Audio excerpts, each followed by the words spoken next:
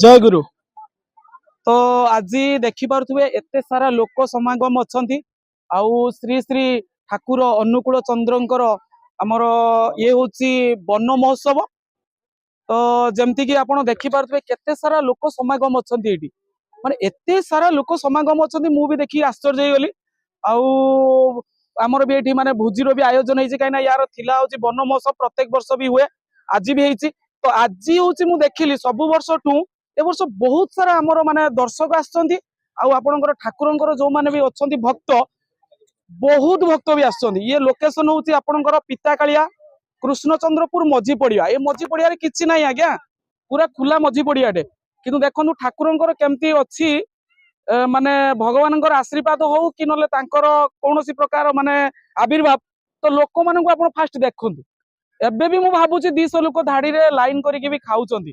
तो जी भी आमर आयोजन करचंती ठाकुरंकर जे भक्त अछंती तांको सहित भी ये आयोजन जी भी करचंती आमर जे अछंती आम ग्राम रे। तो रवि मामू मोर मामू हेबे सत्यानंद सी दीपद खाली जस्ट खाली दीपद मामू कहतु तो केमती कोन अरेंजमेंट आपण करिसंती आयोजन देखिकी मते बहुत बढ़िया लागुची। जय गुरु।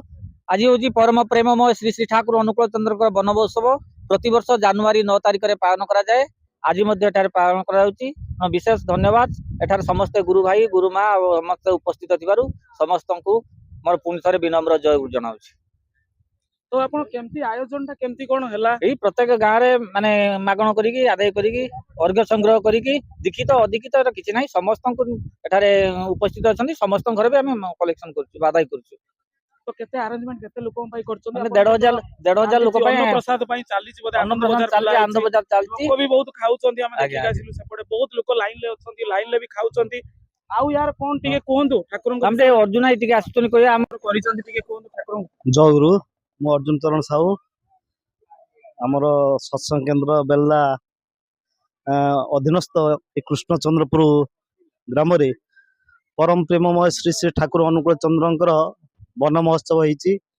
तो ये कृष्णचंद्रपुर ग्राम भाई और माँ मैंने बहुत सहयोग कर भाई और माँ मान सहयोग यही उत्सव बहुत सुंदर भाव में पालन होती। उत्सव कर उद्देश्य परम प्रेममय श्री श्री ठाकुर अनुकूल चंद्र जिते बयस अधिक हो जाकर कन्या साधना दीदी ठाकुर को खुशी करने यही देवघर निकटस्थ माणिकपुर को जाइए ये वन महोत्सव करने से दिन ठारू यही वन महोत्सव पालन हो आसुची। देवघर रे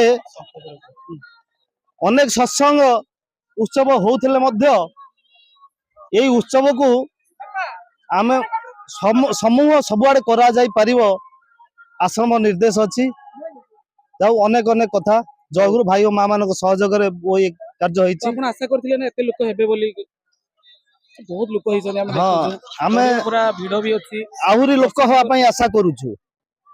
सत्संग तो चाहे मनीष कारखाना चाहे जिनिस सत्संग चाहे मनीष बहु लोक एठी आसीबार आवश्यकता अछि।